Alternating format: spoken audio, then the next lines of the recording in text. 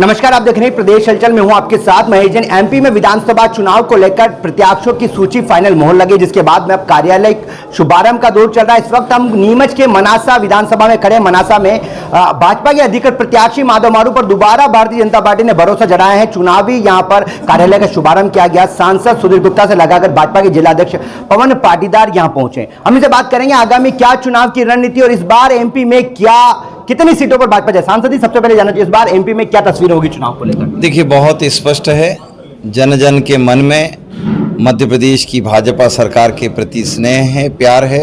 शिवराज सिंह चौहान जी की जो योजनाएं घर घर तक पहुंची है, दरवाजे तक पहुंची है, और चूंकि डबल इंजन का सरकार है, इसलिए नरेंद्र मोदी जी की योजनाओं का जो व्याप है उस सब को लेकर जनता के मन में बड़ी प्रसन्नता है।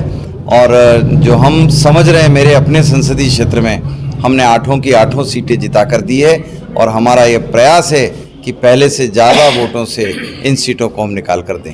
सांसद जी, आप जीत का दावा कर रहे हैं, लेकिन अगर बात करी जाए टिकट आवंटन की तो भाजपा के मध्य प्रदेश शासन के गृह मंत्री जो हैं और साथ भाजपा के नेता हैं कैलाश जी चावला का एक बयान बड़ा चौंकाने देने वाला आया है। एक भारतीय जनता पार्टी अनुशासन की पार्टी मानी जाती है, कहाँ गया अनुशासन? लग नहीं रहा है कहीं ना कहीं भाजपा कांग्रेस की परिपाटी अपना रही है। नहीं, देखिए, मैं इस संबंध में कोई प्रतिक्रिया व्यक्त नहीं करना चाहता हूँ। सारे मेरे वरिष्ठ हैं, और चूंकि पार्टी की सैद्धांतिक रचना में सारे फोरम्स उनके ध्यान में हैं। सारी बातें उन्होंने तथ्यों के साथ, तर्कों के साथ अपने वरिष्ठों को बताई होगी, और अगर कोई भी बात है तो उन्हें निश्चित रूप से अपने वरिष्ठों को सूचित किया होगा। जहाँ तक मेरे पास कोई जानकारी आती है मैं भी सूचित करता हूँ, लेकिन मैं आशान्वित हूँ क्योंकि जनता का प्यार और भारतीय जनता पार्टी के कार्यकर्ताओं का प्यार कमल के फूल से है।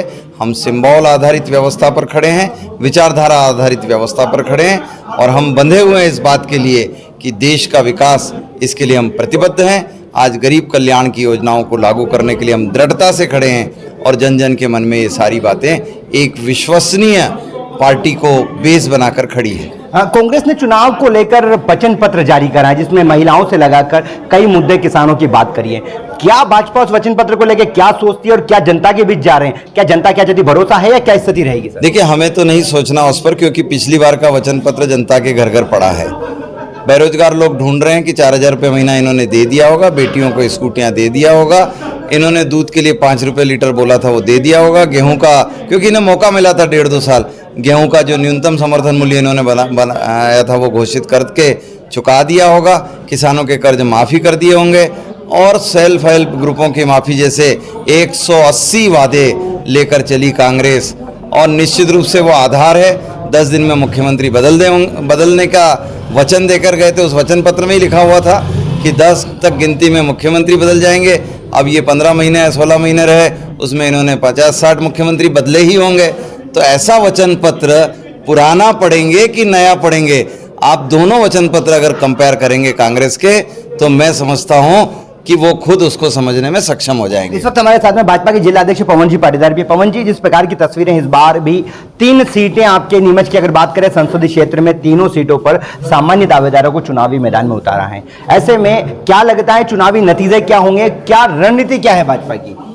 भारतीय जनता पार्टी चुनाव जीतेगी, और भारतीय जनता पार्टी की रणनीति सदैव जीत की रहती है। भारतीय जनता पार्टी की रणनीति जन कल्याण की रहती है, और जो जन कल्याण की राह पर चलते हैं उनको निश्चित रूप से जीत मिलती है। संगठन की अगर बात करें, चुनावी समय बहुत कम बचा है, ऐसे में टिकट आवंटन के बाद सही कैलाश जी चावला का एक वीडियो वायरल हुआ, जिसमें राजेश लड्डा और विजेंद्र मालाला, जिन्हें प्रदेश कार्य समिति सदस्य भाजपा से, कांग्रेस से भाजपा में आने के बाद बनाया, उन लोगों ने एक बयान दिया जिसमें बैठक करेगी, बैठक के बाद निर्दलीय प्रत्याशी उतारना, और विधायक मारू के खिलाफ कांग्रेस के आरोपों को छोड़कर भाजपा खुद आरोप लगाने में लग गई है।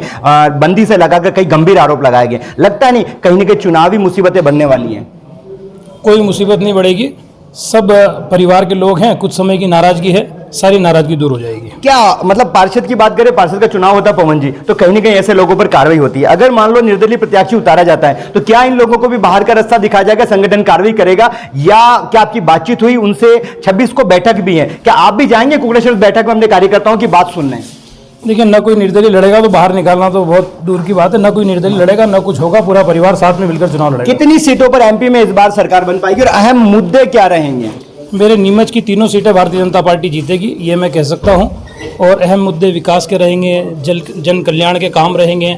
अहम मुद्दे जो राष्ट्रीय स्तर पर मोदी जी ने किया है, और आज भारत जिस तेज गति से दुनिया के पटल पर अपनी छाप छोड़ रहा है, वो सारे अहम मुद्दे रहेंगे। जैसा कि बताना चाहूँगा, यहाँ पर भाजपा के जिला अध्यक्ष पवन जी पाटीदार जो आज मनासा पहुंचे थे, यहाँ पर कार्यालय का शुभारंभ किया गया था। चुनावी शंखनाद यहाँ पर रणनीति के साथ में माधव मारू जो यहाँ के दोबारा अधिकृत प्रत्याशी बने, वो चुनावी रणनीति की शुरुआत करेंगे, प्रचार प्रसार के लिए जाएंगे। पहले कार्यालय का शुभारंभ मनासा में करा, सांसद से लगाकर सुधीर गुप्ता है। वहीं बता दें कि कैलाश चावला ने जो एक बयान दिया था, उसको लेकर भी इन्होंने कहा कि परिवार का मामला है, कोई भी निर्दलीय नहीं लड़ेगा। अब देखना होगा, विधानसभा चुनाव भी ऐसे में दिन भी कम बचे हैं, क्या भाजपा अपने पार्टी के कार्यकर्ताओं की नाराजगी दूर कर पाएगी या फिर आगामी दिनों में क्या कुछ नतीजे देखने को मिलते हैं।